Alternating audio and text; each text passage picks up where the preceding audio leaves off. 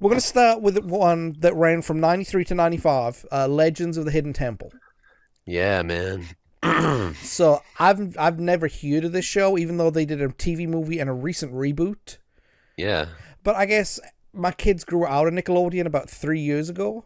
So, Okay. they stopped watching.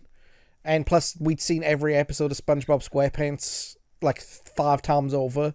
And there's only Yeah, so many it's just times you can watch it, considering they put it on like 5 hours every day. yeah, it's just a changing of the guard. I mean, just time. Yeah, this was a really original show. It had a very unique stage setup. It was set up kind of like a temple Okay. entrance, and there was ruins, and it was basically it was a blend of physical challenges and uh puzzles and basically just repeating, like learning the information that is involved with the story. So like they would tell you a story about the artifact, and you'd have to answer questions, and then you could, whoever answered the most, the top two would go to the temple games. Then they would go into the actual temple and try to retrieve the artifact for the game. Nice.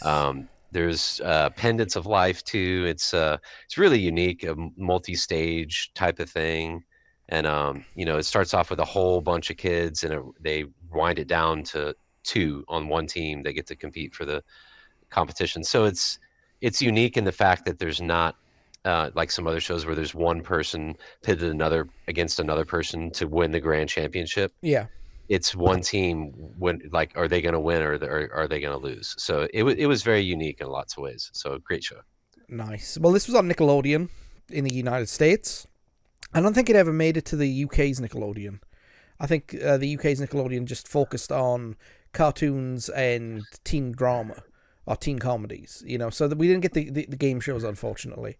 Which is a shame, really, because I think this would have worked outside of, Keenan and Kel, for example. Yeah, yeah. You know what I I mean? mean, it had a short run, so maybe that was it too. I would imagine it was really costly to produce, Oh, because yeah. if you just look at the set, it's insane.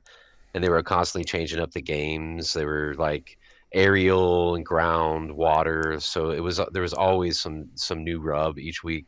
So that had to wear them out financially. I don't see how they could sustain that without really good ratings.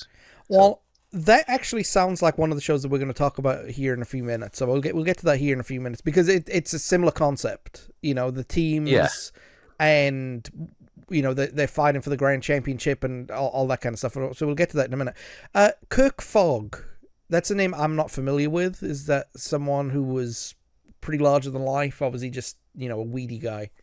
no, I mean, I liked him. I always thought he was a warm and welcome presence. He Okay. was good at his job. He would rappel down from the rafters. He Oh, was dressed like nice. Indiana Jones.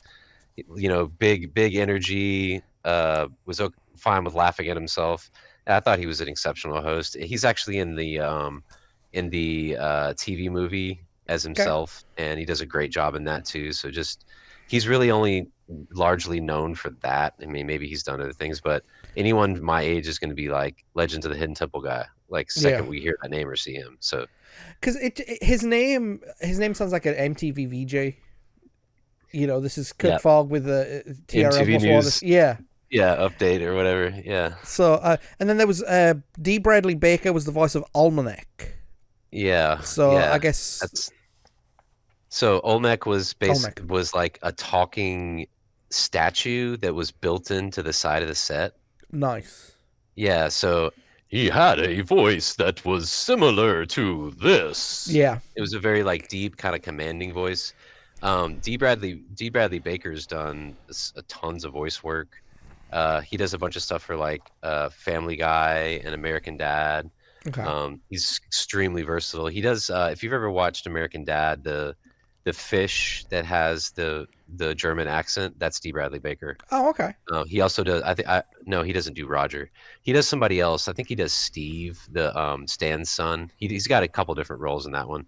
So yeah, it's great. It tripped me out when I was rewatching it for in preparation and saw his name. I was like, "Holy cow, that is him!" So yeah, man, he's still working, doing good for himself.